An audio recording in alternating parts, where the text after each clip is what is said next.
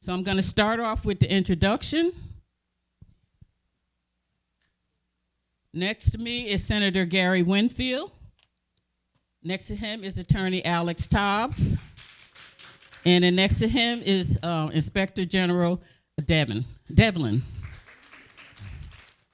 So tonight our discussion is going to begin with deaths in custody.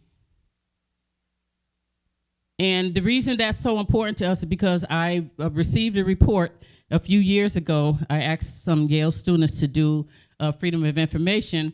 How many people are dying inside of a DOC? Because we never hear about that. And from that, this was like a few years ago before Inspector General had the position, I found it was like hundreds of people were dying inside of DOC, and no one ever talked about that. They never gave them a name, anything. So that became something that I felt that we needed to be more aware of. And so we have an Inspector General who has the position of reporting every year. At the beginning of the year, he reports on the deaths in custody of police and corrections. I'm focusing more on corrections because, these other people can talk about the deaths in custody of police, even though they're all law enforcement to me. But I'm more concerned with what's happening in Department of Correction. Because to me, those are the most unseen, unheard people in the state of Connecticut and probably across this nation. And so we have to make sure we give them a voice because all of their lives matter, which is our motto behind Stop Solitary CT, is that all lives matter. And so tonight I want to ask some questions of the three guests. And how do we get around, first, like I said, deaths in custody, but I also have a couple other issues I wanted to talk about now that we have our legislator and criminal defense civil rights attorney here to see how we can do whatever it takes to change what's going on in Connecticut. I've been doing work in Connecticut for many years, got on a policy level, and I'm going to tell you, after every session, well, before the session's over, I'm exhausted. It's difficult sitting in front of a bunch of people. I know the majority of them live in a whole different life from me, so they don't even understand what we're talking about. Yet they're making laws to impact our lives. And so it's very difficult to sit there and talk to them knowing many times you're not even seen or heard. And it's very demoralizing. But I keep doing it anyway because I feel we can't stop letting them know that we matter and what happens in our lives matters. So I'm going to start off with the Inspector General to talk about his position, when it began, and what's been his experience around it. Just fill us in. So my name is Robert Devlin. I was a judge in Connecticut for 27 years. I was appointed Inspector General in 2021. Session, and they passed the Police Accountability Act. A lot of changes in the legal landscape of the police environment, including the creation of the Office of Inspector General, whose job it is to investigate police officer-involved shootings and in-custody deaths. That had earlier been done by the local state's attorney, and then they changed it over to a sort of out-of-district state's attorney, and neither one of those sort of formats seemed satisfactory. So they created this new independent office to consider these cases. So we've been in business since the fall of 2021, and most of our work is on officer-involved shootings. They are high-profile cases. Oftentimes people die in these officer-involved shootings or they're seriously hurt. And so we have to look at whether or not the officer acted within this sort of justifiable law that we have in Connecticut as to when police officers can use deadly force. And it's sort of like self-defense. It's sort of like self-defense. It's different in the police context, but it's essentially very similar to that. But the in-custody deaths, I must say, are very troubling to me personally. And for a couple of reasons. First off, people die in prison of natural causes. People get cancer, people have heart attacks, people have the same sort of illnesses that affect people outside of prison, in prison, and sometimes those illnesses are fatal.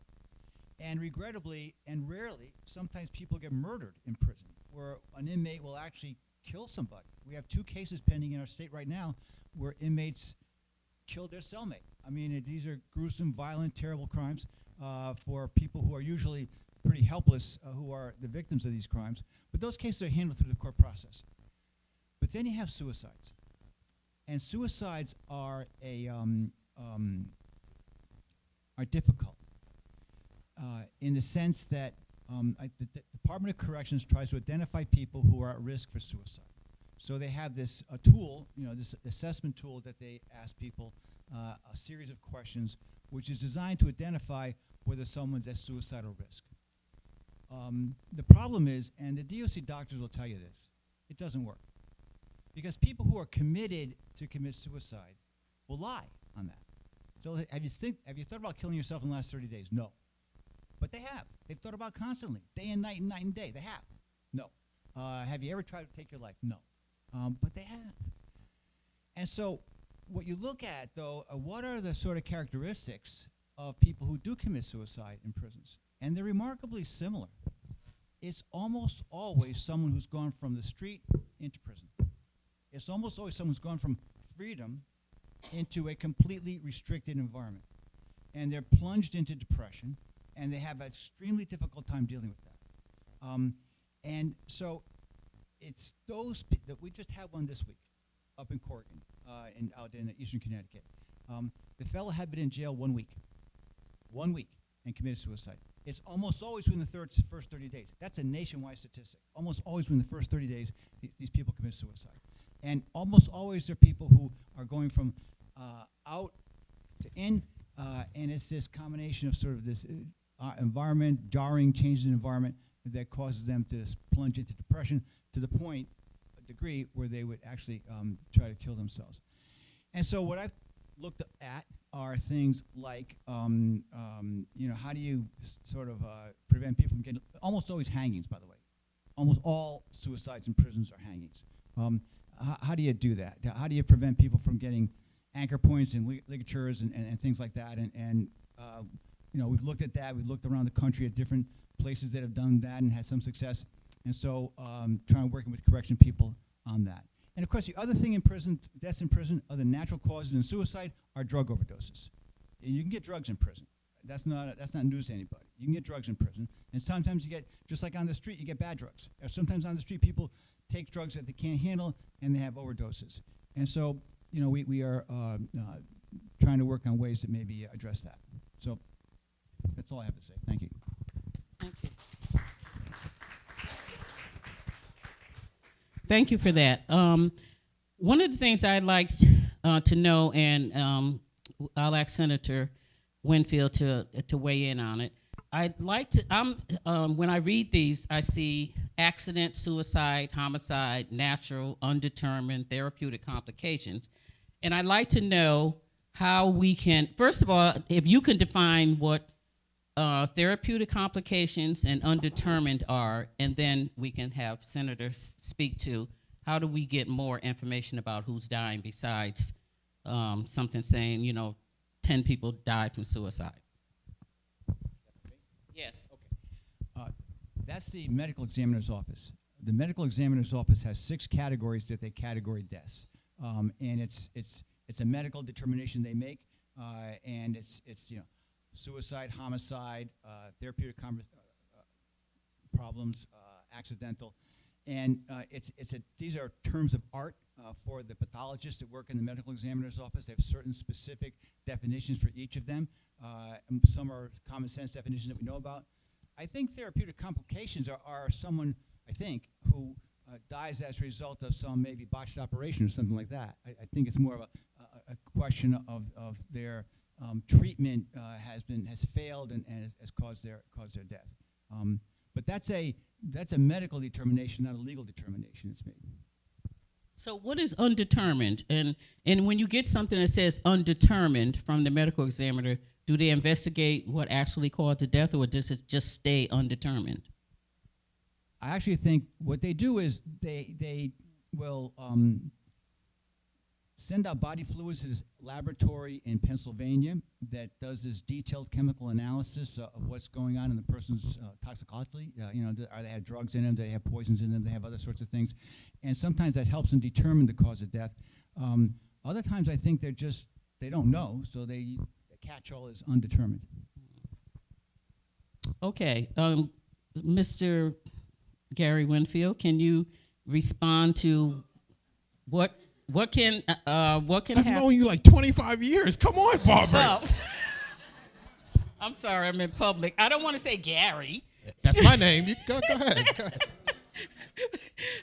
That's why I got stumbled. I was like, wait, I can't say Gary. Well, what is it, Mr.? Is Senator? Like, okay, Gary. Yeah.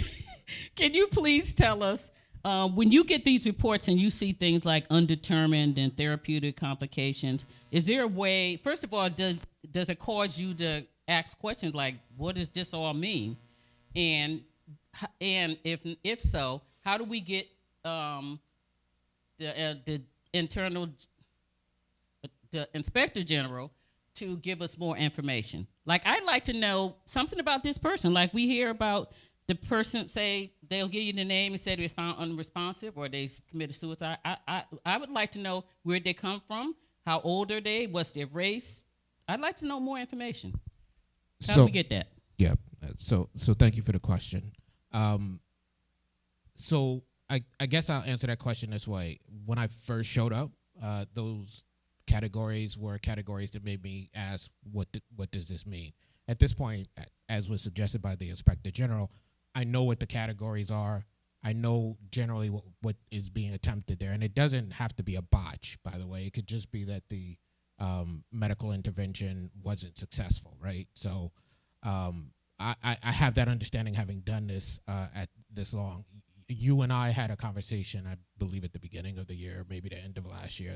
It all kind of runs together, about trying to get more information. Now, in the medical sense, maybe you can't get too much more information because it's medical information. But in terms of what the DOC itself knows about the people who we've lost, that is part of some of the legislation that we are looking at right now, in part because you asked the question. And it's always because someone asks a question that we try to move forward to do something that we haven't done before, or in a way that we haven't done it. Of course, I cannot tell you what the outcome of that is. There's a ton of bills going through there, but it's part of what we are going to try to request out of DOC going forward, to get a little more of the story of who these people are.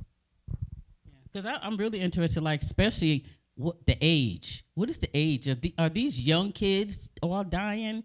And people that they say natural causes, are these 20-year-old natural causes? I mean, it really doesn't tell me much of anything. And just let me just say this. In some ways, we have some of that information. It may not be in a way that's easy to access, right? And so often, I see Jackie over there, often we are, legislators, the press are trying to get information in a way, and instead of having to dig through things that are broken up that you can't quite understand, we're trying to make it so that the information we can make clearer without having to do all of that, we do.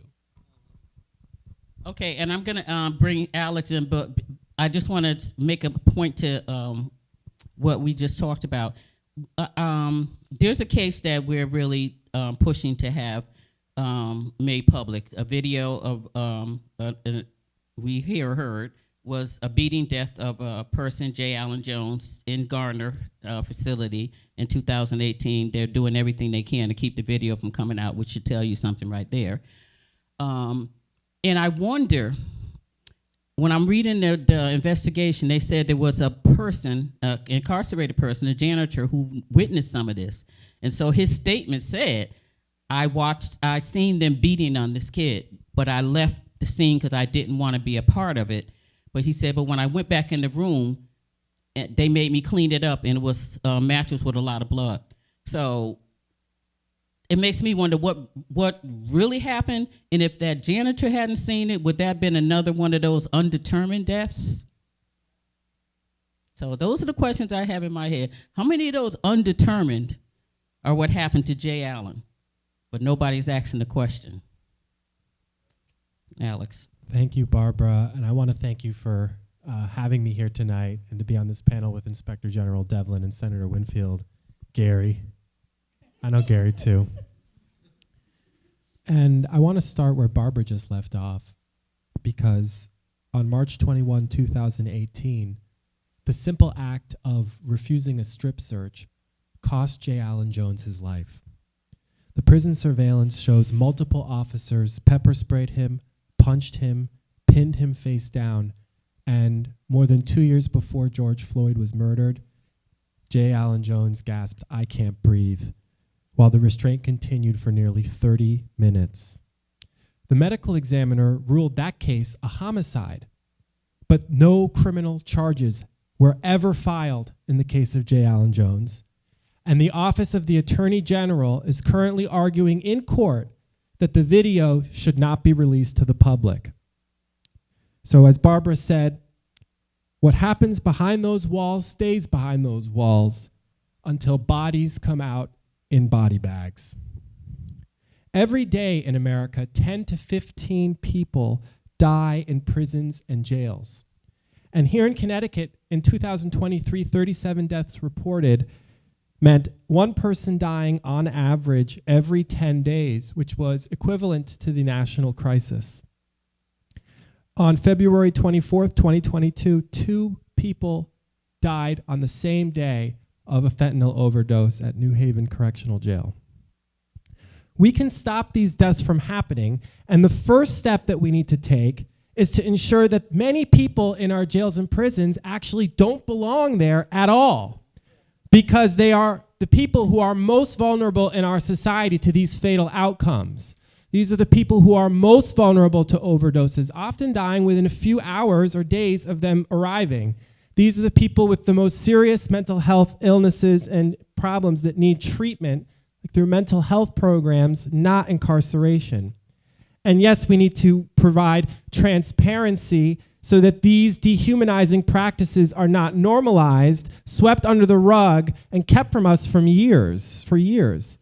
We need to transform the prison healthcare system. In the vast majority of natural causes deaths in custody are due to illness, such as heart disease, cancer, or liver disease. Every time a person dies of cancer or heart disease in prison, that was a death sentence that was imposed without a single court ordering it. We don't have the death penalty here in Connecticut, but we do have mothers, fathers, brothers, sisters, sons, and daughters dying, at least on average, once every 10 days right here in Connecticut, and that needs to change.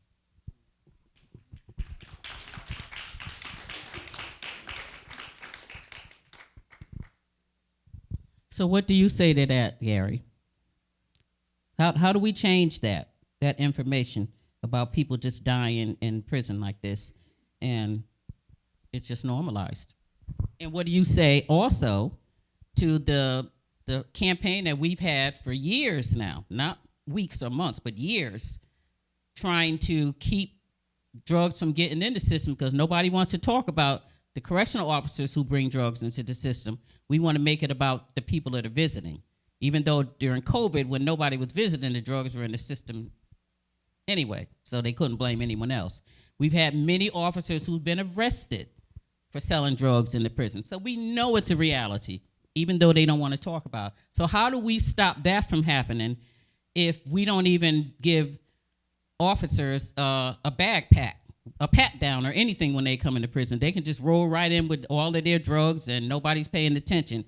All we want to do is keep dehumanizing our people with these searches, saying it's all about security. And that's why J. Allen Jones is deaf, because when they told him to get on his knees, which I'd like to know why is that part of the search, but after they took his clothes off, they said, get on your knees, and he said, I can't do it. And they beat him to death. Sorry, Gary. No, it's fine. There isn't a magic bullet here, right? There is 2 ways that you change what happens in there. One is they could do it themselves by their policies. They're not going to do that. We know that. And then we can pass legislation, right? The problem with trying to pass legislation is the level of difficulty that you and I know quite well. And so it's one of those things that as you work on it, you realize that you're in for the long haul. You realize that you're in for a very, very long and difficult fight. And as we move along, we do get things done, but it's never enough. we right now in one of the bills have the work that I put in on body cameras in that 2020 legislation for police. We have the same thing in one of the bills. You can imagine how difficult that is to try to make happen, right? Nobody that's in that system wants that level of transparency. Because remember, when something happens with the police, although some people still to this day don't believe it's going to happen, and it does, right? 4 days later, that video becomes public. Well, if you have a system like we have in place that's operating in the way that it's operating, a lot of people don't want that video out in 4 days. And so we've made it parallel, and that's one of the fights we're having. And I've said this to you, Barbara, right? So as long as I've been in this fight, it took me a very long time to realize that I'm going to talk about black people, about 2% of black people are in the state's prisons, right? We have children that we love very much. About 17% of our population that are our children are in our school system, black people. You can't get people to show up and fight for the school stuff. It's hard to get people to show up and fight when the number is 2%. And so it's a very small number of people who are doing this fight, right? And that's why, like, I know almost every face of the people who are in this fight. And when you go to that building, the prison stuff is a small part of what we do in the Judiciary Committee. The judiciary is a small part of what we do in the legislature. This is a tough thing to get done. And so one of the things I want to make sure folks understand is we sometimes say we're the only ones who aren't getting what we want, right? And I was just having this conversation. I can tell you about the people who have come year after year for aid in dying. I could go down a list of a whole bunch of issues that 10, 15, some of these 20 years. That building's tough. And when you have like 2% of a population that people don't pay attention to, it's even tougher. And so what I want folks to understand is it is through that fight that you're going to get changed, but that fight is difficult, and you shouldn't get discouraged that you're getting treated this way just because you're black. Yeah, they treat us different, right? But you're not getting treated this way just because you're black. You're getting treated this way because you're trying to change the system. And trying to change the system is a difficult thing. So don't be discouraged by that, because the system as it is not amazing, but it is the system that I remember when I first showed up 17 years ago, right? And so these things can happen. This video thing that we're trying to do can happen. Empowering, and I don't want to get into it about the the other position we have, but empowering the ombudsperson, right? That's why I know. But empowering the ombudsperson to do things that the ombudsperson doesn't have power to do. And look, the ombudsperson is not always going to be who it is anyway. But in doing all of this stuff is important, and it can get done. But you guys have to realize there are not very many people out there fighting this fight. That I can agree to. Inspector Jenner. Oh, okay. I wanted to comment on this drugs in prison issue. So the state of Maine claims that they have eliminated drugs in their prisons. That's what they claim.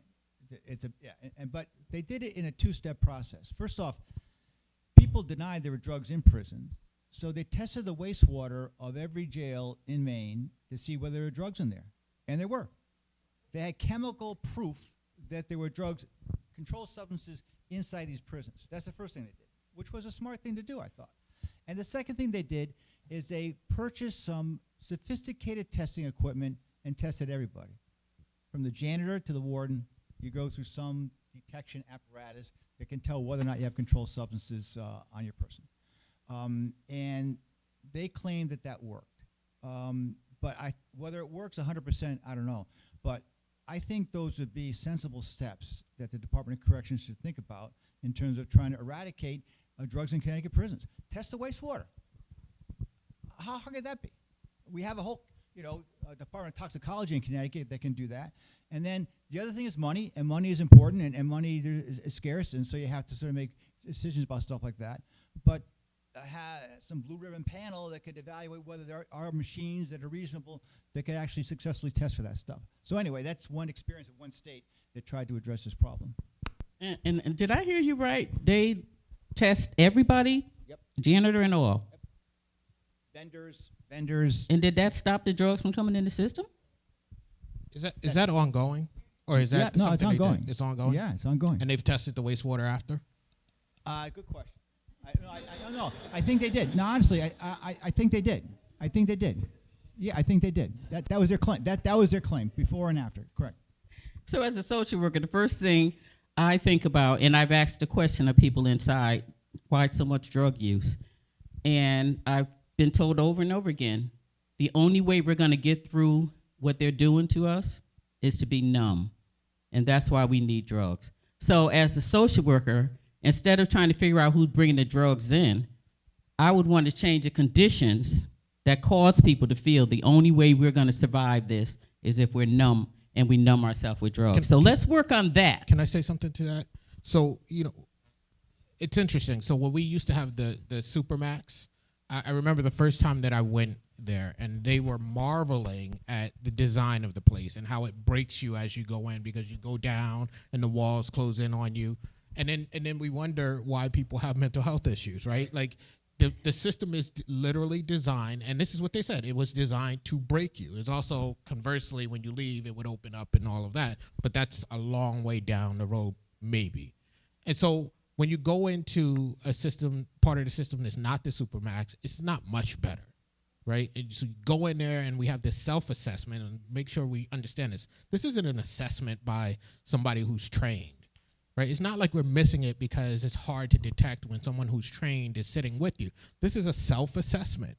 We know that. We've known that for years. If you watch, not in the Judiciary Committee as much, but if you watch the Appropriations Committee when the Corrections Commissioner comes, every year since I've been there, basically, I've asked all of them about this. And I've asked them to come to me. Doesn't matter what the money is. That's for us to figure out, not them to figure out. Come to me and give me the blueprint for a system that works. That doesn't happen. And so we are purposely, whether we mean to or not, I don't really care, we're purposely maintaining a system that we know is not designed to detect any of the stuff that self-assessment purports to detect. Right? You're not going to detect it in that way. You have to have a totally different, very expensive system, and we have refused to do that. And I think one of the main things that's missing in the department is lack of vision. You have to be able to see that we can do things better than we're doing now. I went to Norway, so I know it's possible. When I went to the prison in Norway, when they pulled up to the prison, I asked them, so where's the prison? It would look more like a campus. And they didn't do all the shackling and chaining that we do here and the degrading body searches and all that. It was like amazing to me. So I see what could really happen if people really cared. But when you look at Connecticut and how highly segregated it is, and when you see the people who are in those cages, many of the people sitting up in the General Assembly, they don't look like them. So that's why when we come to them about a law or that they want to pass, they have no idea what we're talking about. Like I was just in a session a couple of days ago. I had to walk out because sometimes it just gets so nauseating hearing these people talk that I'll make myself sick. So I walked out because the senator said, and I think he's well-meaning, but clueless about our community. He said, oh, it's very hard to end up in prison. You have to do a lot of stuff to end up in prison. And I'm sitting there like, maybe in your community, but it ain't easy. It ain't hard for us to end up in prison. And see, this is what I'm talking about. These are the people you're talking to. And this is what they feel. This is what they believe. So it's hard getting them to realize, no, there's a lot of people that went to prison the very first time they did something. It didn't take many, many times of getting charges to be incarcerated. So these are the kind of people we're talking to every day, trying to get them to change the system. So I can tell, Alex, you want to weigh in because you're moving around, so go ahead. Yeah. I can't sit still for that long. But you asked the question of how we're going to bring about change. And I think that one of the focuses has to be on the video piece that Senator Winfield is talking about, and also getting there to be some transparency with the videos that are coming out of the jails and the prisons. The Department of Correction has taken the position, basically, that any video from inside the correctional facility is a risk to safety if it's disclosed, because people could watch the video and figure out how to escape from jail. And it just goes to show how much we are fighting against the easy knee-jerk reactions and the way that the media frames the problems that we have, because 10 to 15 people every day die in prisons and jails, but you're not going to see any coverage of that in the national media. Some of the people who are here today, they cover that kind of stuff, but you are going to see just wall-to-wall coverage of a single prison escape anywhere in the United States. Like it's the biggest, most important thing that one person escaped, even though they are invariably caught within 2 to 3 days, right? And they're not going to hurt anyone, they just get caught. But the people who are dying, their stories are buried because there's no transparency. And when we think about why part of the reason why Senator Winfield was able to champion the bill that created the position for Inspector General Devlin was because the murder of George Floyd. And if that had not happened, the legislature probably was not going to call a special session to change police accountability laws. But it was because that murder was caught on video, and then everybody in the world saw it, and people learned George Floyd's name and that he said, "I can't breathe." J. Allen Jones didn't get that chance because his death occurred behind bars. And so 2 years and 2 months prior to George Floyd's death, him saying, "I can't breathe," isn't heard by anyone. We need to change that. We need to make it so that everybody learns his name and everybody knows the names of the people who are being lost behind bars in our prisons and jails. Because once you actually know someone, or you know the story of someone who's close to someone you know, and it becomes personal for you, that's when the civil rights becomes real, and actually you're going to get some change from the legislators and from the people in our society to actually care about it. I think Thank one you. way, Thank you. you could reduce the number of people in jail in Connecticut, idea that is getting some traction in the legislature. And I think it's a good one to think about. It's a complicated issue and one that's not easy to do. And some states have tried it and they faltered doing it. But this idea of no money bail is a worthwhile idea to think about. We've got 3,000 people locked up who are presumed innocent in Connecticut. And that number, our jail population is sort of going up and going down, going up. That number of people in jail pre-trial, around 3,000, has not changed. It was 3,000, we had 9,000 people in jail. It was 3,000, we had 15,000 people in jail. That's just, it's a very sort of static number. And this no money bail idea, money bail is an equivalency for risk, okay? You got a $100,000 bail, that means you think your risk of not showing up in court is high, and that way the bail's $100,000. If you got a $20,000 bail, it's less, because you have lots of people walking around on $20,000 bail because you can post a bail. But if you can't post it because you're poor, that $20,000 is an amount that you can't pay, but if you could pay, you'd be out, because society's okay with you being out, because there's so many people out in those small bails. And people can post $1 million bills who shouldn't be out because they're murderers, or they've done terrible things, or they live in Guatemala or something, and they're huge flight risks. So I think when I was in the Sentencing Commission, we talked about that and thought about that. I know it's a heavy lift, and it's not an easy thing to do, and it's not an easy thing to do right. They changed the Constitution in Connecticut, a lot of legal hurdles, but it's certainly a worthwhile idea that I think might affect this 3,000 people that are locked up pre-trial. Another thing you brought up another issue when you talk about the bail. A trend that I'm seeing happening. They'll put somebody under, say, $100,000 bail, and they make the bail. So what do? Put a bracelet on you. So what is the point of having you pay bail if they're going to put you on a bracelet? Why don't they just put everybody on a bracelet in the first place and nobody pay bail? I mean, that's another option. But they never think about stuff like that. I think that's, the bail thing is important because, when people are in jail also, they're going to take a plea deal so that they know when they're going to get out of jail, as opposed to wanting to force the state to bring forward the evidence and prove the case. And a lot of cases, the deal is going to be you get to get out. You just plead guilty and you're going to get out. Whereas if you're on the outside fighting your case, it's very difficult to get someone to agree to go into jail, right? I'm going to agree. No. So it's all about the power between the state and the individual. So one of the issues is if you do go to trial, you're absolutely going to get the maximum sentence. And then after that, there's this feeling that, well, what happened at the trial was final and that was that. And so you're going to have to serve the maximum sentence now. One of the things the legislature did 4 years ago was that they made it so that if you went to trial, you can go back and get your sentence changed. And you can only do it once every 5 years, and you can't do it if you did a plea deal, which is what we're trying to change. But that has really helped people. And over the last 4 years, my practice alone, we've helped people take 1,153 years off of prison sentences. There's a lot of people who don't belong in prison, even people who did commit really terrible crimes, but they've rehabilitated themselves. And, you know, we call it the Department of Correction, but we should recognize when people have actually been corrected or reformed. And if you have all these people in prison who don't belong there, and they're getting older, their 50s, their 60s, 70s, which is old in prison, you know, with metal beds and, you know, very little recreation time, be able to move around or do anything. And you're paying for all of that health care, and you're dealing with all of the issues when these are people who are reformed, who could be contributing to our society and making our society a better place.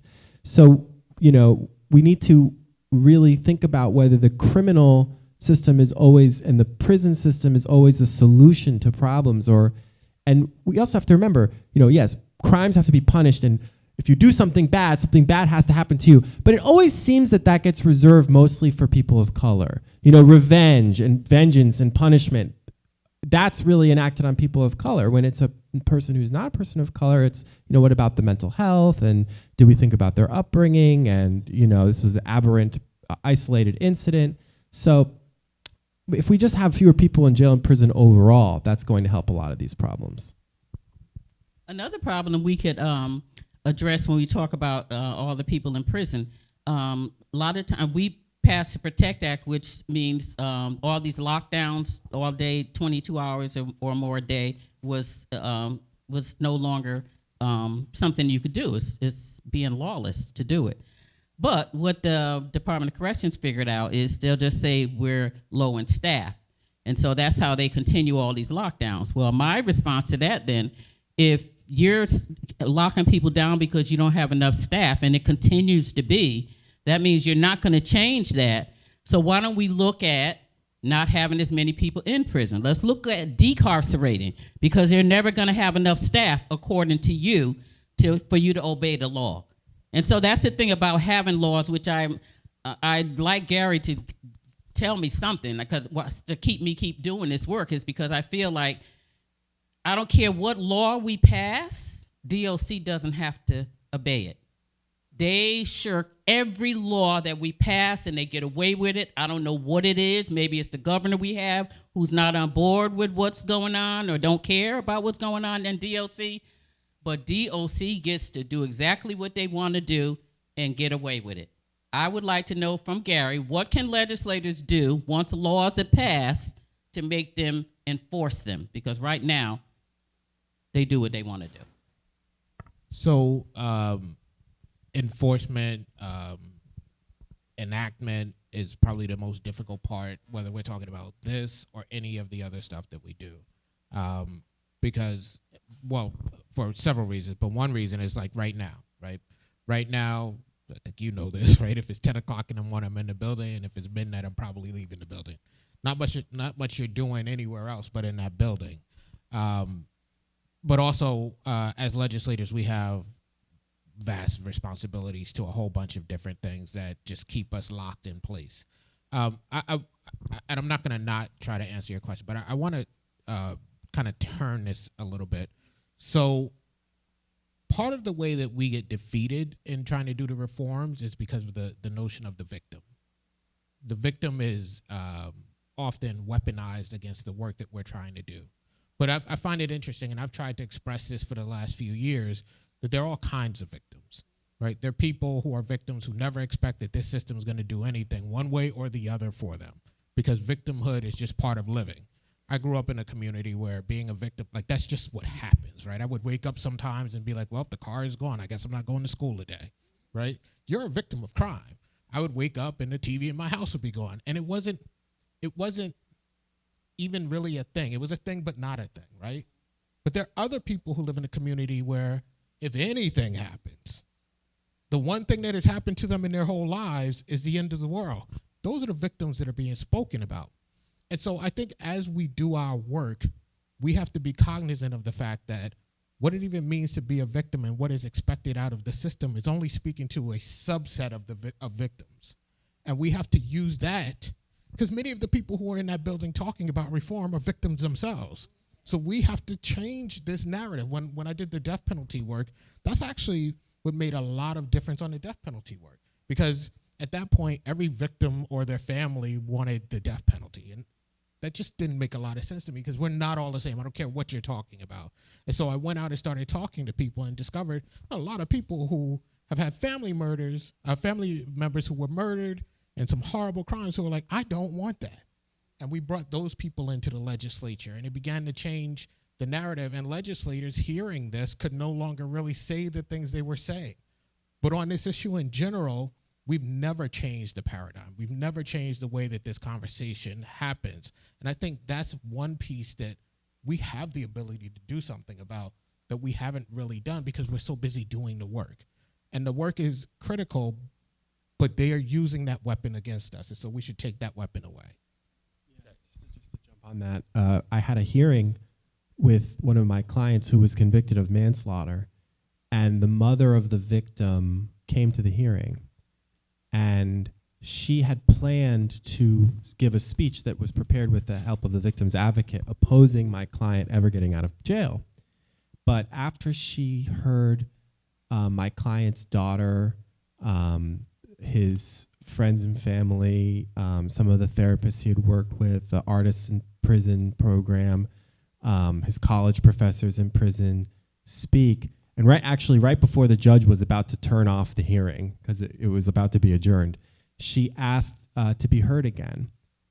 And she forgave my client and asked the judge to let him out so that he could continue his work on the outside. And it was a very powerful moment. And it wouldn't have been even possible for her to be heard if it hadn't been for the law that Gary and the legislature passed, which gave people the opportunity to ask for that time to be taken off. Because prior to 2021, the only way to get time taken off a prison sentence was to get the state's attorney, the prosecutor, to agree. And prosecutor would look at it like, if I agree to this, I'm going to have to go and talk to the victim, and they're going to be upset with me. I let them do this.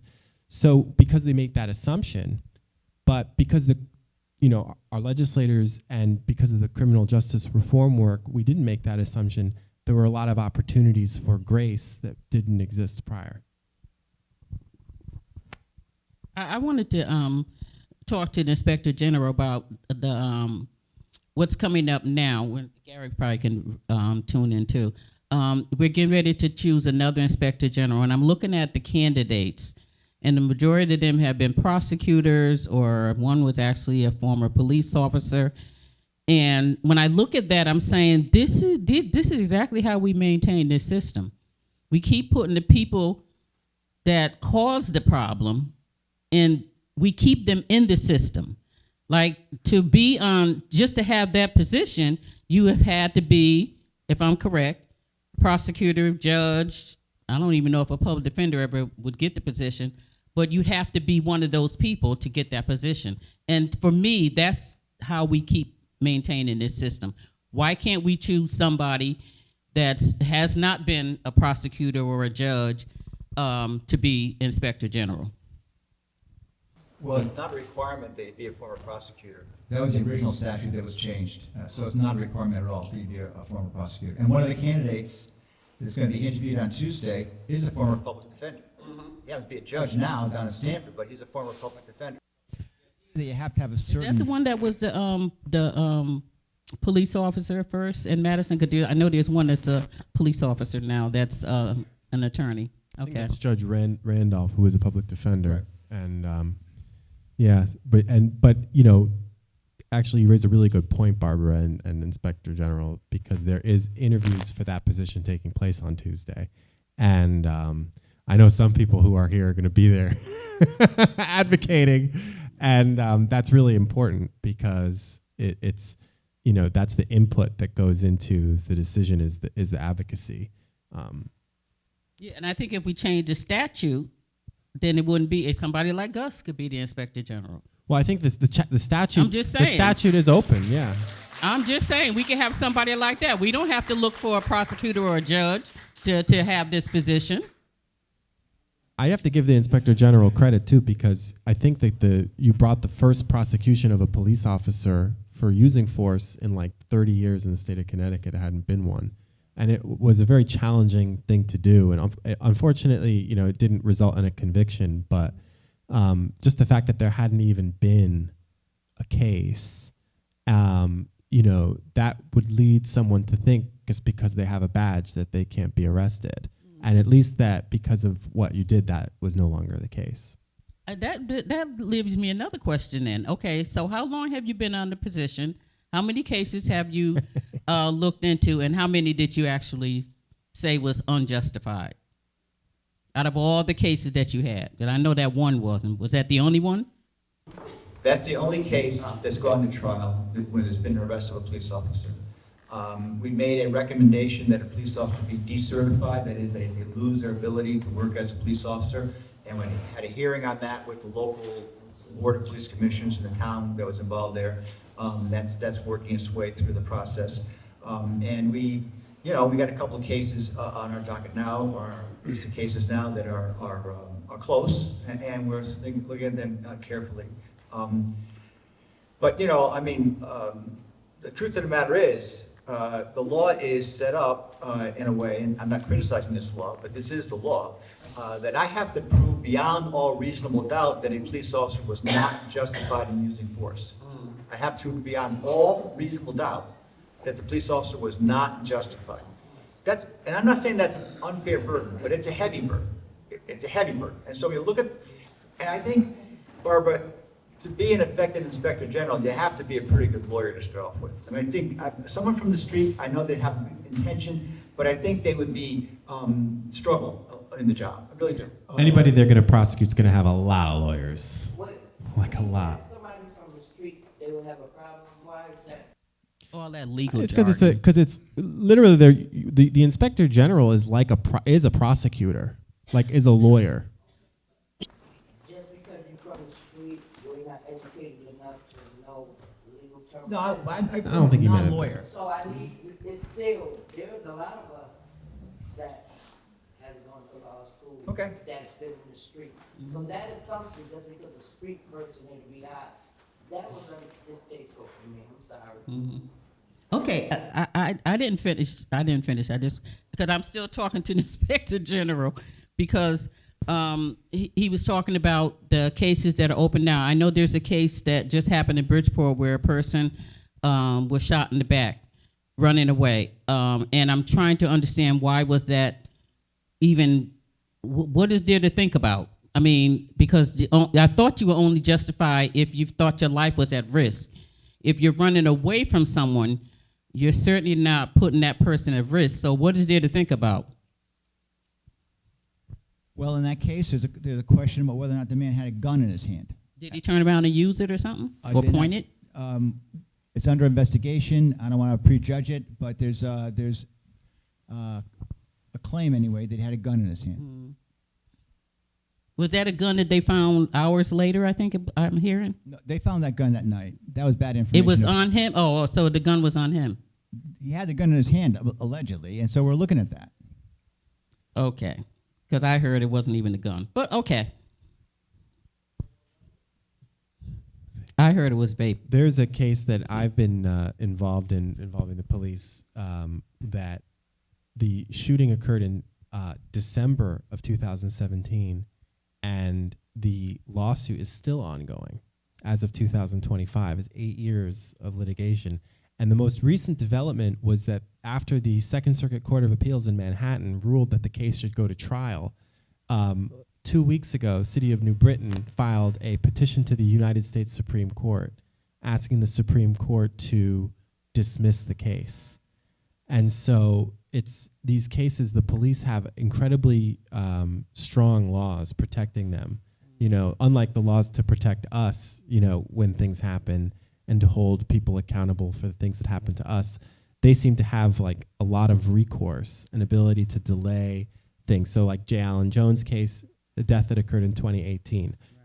Zoe Dowdell's case out of New Britain, that's December of 2017. And that's a great advantage. I think if you were accused of a murder, you're going to be put on trial like within a year or 2 or 3, or 4 of that murder, when people are still very, very, up in arms about it. If the trial of the police officer happens 10 years later and people don't remember what happened, that becomes an environment that people aren't aware, and there's less transparency. But that's why I think the video thing that they do, where they release the videos quickly, is important.